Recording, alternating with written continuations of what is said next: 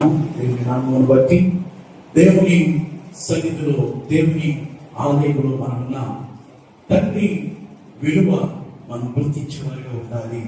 Bible గ్రంథంలో ఒక వాక్యం చక్కగా రాయబడి ఉంది. కీర్తనల గ్రంథము 103వ కీర్తన 13వ చరణంలో చక్కని మాట రాయబడింది.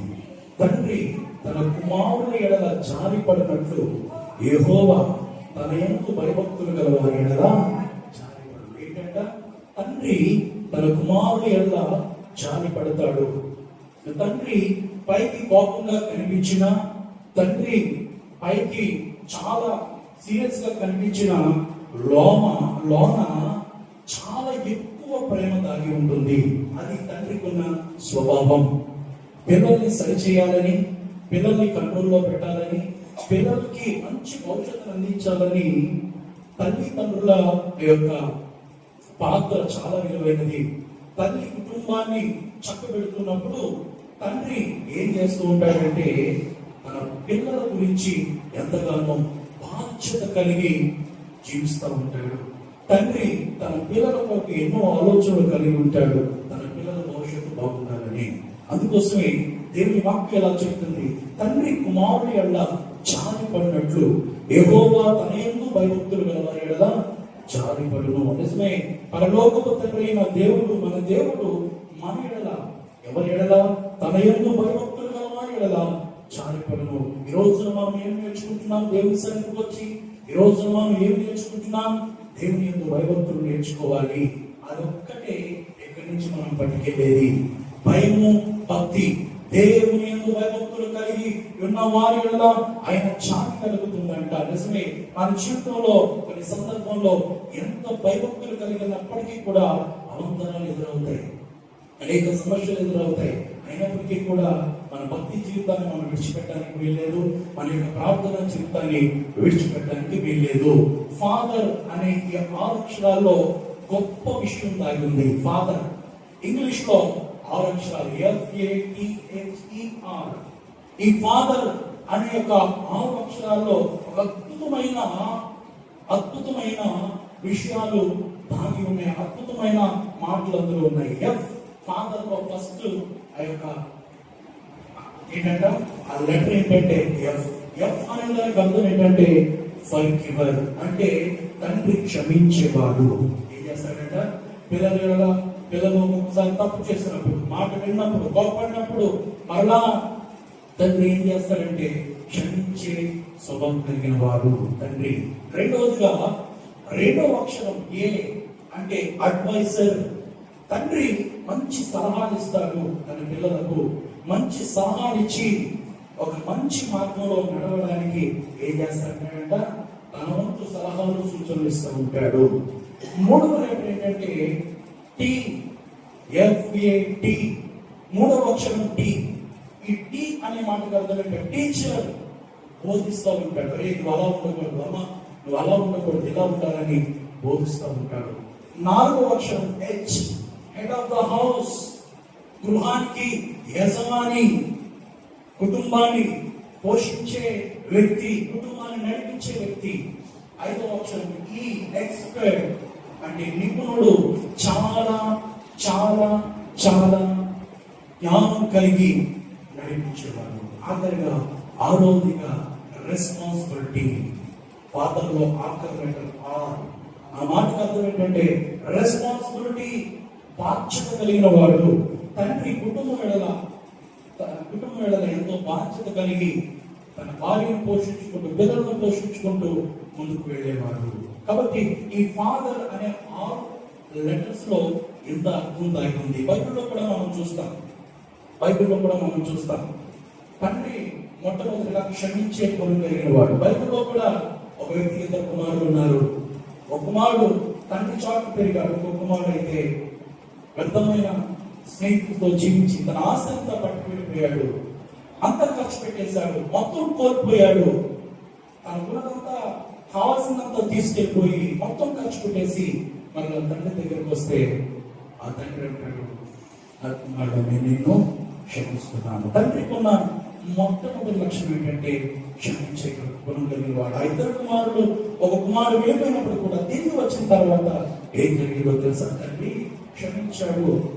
అలాగే బైబిల్ గ్రంథంలో మంచి సలహాలు ఇచ్చే తండ్రిగా దావీదు కనబడుతున్నాడు. తన వృద్ధాప్యం వచ్చినప్పుడు సొలొమోనుకి మంచి సలహాలు, నువ్వు దేవుని యందు ఇలా ఉండాలి, దేవుని యందు భయభక్తులు కలిగి నువ్వు జీవిస్తే దేవుడు నీ చెయ్యి విడిచిపెట్టడని మంచి సలహాలు ఇచ్చిన తండ్రిగా దావీదు మనకు కనబడుతున్నాడు. అలాగే అద్భుతమైన దైవ జనాంగమా, బైబిల్లో కూడా యాకోబు తన పిల్లల భవిష్యత్తు గురించి అందరినీ పిలిచి మంచి జ్ఞానంగా ఏం చేస్తాడంట? బోధిస్తున్నాడు. కుమారులారా, ఇదిగో భవిష్యత్తు గురించి నేను మీకు హెచ్చరిస్తున్నాను అని చెప్పి యాకోబు దీవించినట్లుగా మనకు కనబడుతుంది. బైబిల్లో కూడా తన కుటుంబాన్ని, నేను నా ఇంటి వాళ్ళను యెహోవాను సేవిస్తామని చెప్పిన తండ్రిగా కనబడుతున్నాడు. యెహోషువ ఏమన్నాడు? మీరేం చేసుకుంటారో, మీరు ఎవరిని అనుసరిస్తారో నాకైతే తెలియదు, కానీ నేను నా కుటుంబం యెహోవాను సేవిస్తాం అనే గొప్ప మాట పలికే తండ్రిగా యెహోషువ మనకు కనబడుతున్నాడు. అలాగే మనం ఇంకా చూసుకున్నట్లయితే చాలా మంది బైబిల్ గ్రంథంలో చెప్పిన విధానానికి, చెప్పిన మాటలకు చాలా మంది తమ కుటుంబాన్ని కాపాడుకున్నట్లుగా బైబిల్ గ్రంథంలో చూస్తూ ఉన్నా. ఈ రోజున వాక్యం ఇచ్చిన దైవ జనాంగమా, గుర్తుపెట్టుకోండి, ఎక్స్పర్ట్ గా అంటే నిపుణుడుగా బైబిల్లో ఒక వ్యక్తి కనబడుతున్నాడు. తనకు 4 కన్యకలైన కుమార్తెలు ఉన్నారు. అయితే ఫిలిప్పు వారిని మంచి భక్తిలో పెంచాడు. మంచి భక్తిలో పెంచి వారిని దేవుని సేవకు, దేవుని కొరకు బ్రతికే వారిగా చేశాడు. తర్వాత మనం చూస్తే నోవాహు కూడా రెస్పాన్సిబిలిటీ, దేవుడు చెప్పిన మాటను ఏమాత్రం కూడా పెడచెవిన పెట్టకుండా రెస్పాన్సిబుల్ గా దేవుడు చెప్పినట్లుగా వాడకట్టి ఉన్నాడు. నేను ఎందుకు ఈ మాటలు చెప్తున్నానంటే, తండ్రికి కలిగిన ఆ యొక్క మంచి ఆ యొక్క ఫాదర్ అనే అక్షరాల్లో, లెటర్స్ లో దాగిన సత్యాన్ని మనం తెలుసుకున్నాం. ఈరోజు వాక్యం ఇచ్చిన దైవ జనాంగమా, ఆత్మీయ తండ్రి కూడా మీరు ఆత్మీయతలో ఎదగాలని, వెనుకను ఆత్మీయతలో ఫలించాలని, సహవాసంలో వర్ధిల్లాలని కోరుకుంటాడు. అలాగే మనం సేవిస్తున్న దేవుడు కూడా ఏం చేస్తాడంట? తండ్రి తన కుమారుని ఎడల జాలిపడినట్లు యెహోవా తన యందు భయభక్తులు గలవారి ఎడల జాలిపడిన దేవుడు మనకు ప్రియమైన తండ్రిగా ఉన్నాడు. ఈ లోకంలో ఉన్న తండ్రులను, మన తండ్రిని మనం గౌరవించాలి. ఎవరి తండ్రిని వారు గౌరవించాలి. అలాగే ఆత్మీయ తల్లిదండ్రులను కూడా గౌరవించాలి. అలాగే పరలోకపు తండ్రిని అనుసరిస్తూ ఆయన యందు భయభక్తులు కలిగి ముందుకు సాగినప్పుడు మన జీవితం ఆశీర్వాదకరంగా ఉంటుంది. మన బ్రతుకు అనేకులకు దీవెనకరంగా ఉంటుంది. అట్టి ఆశీర్వాదాలతో ప్రభు మనం నింపునుగాక. చెప్తాం ఆమేన్. ప్రార్థన చేసుకుందాం. ప్రేమ కలిగిన తండ్రి, నీకు వందనాలు, స్తోత్రాలు తెలియజేస్తున్నాం.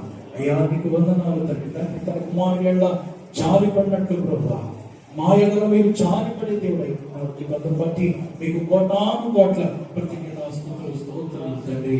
అవును తండ్రి, ఆయన మీ ఫాదర్స్ డే సందర్భంగా నాయన మీరు మాతో మాట్లాడిన విధానం బట్టి నీకు వందనాలు, స్తోత్రాలు తండ్రి.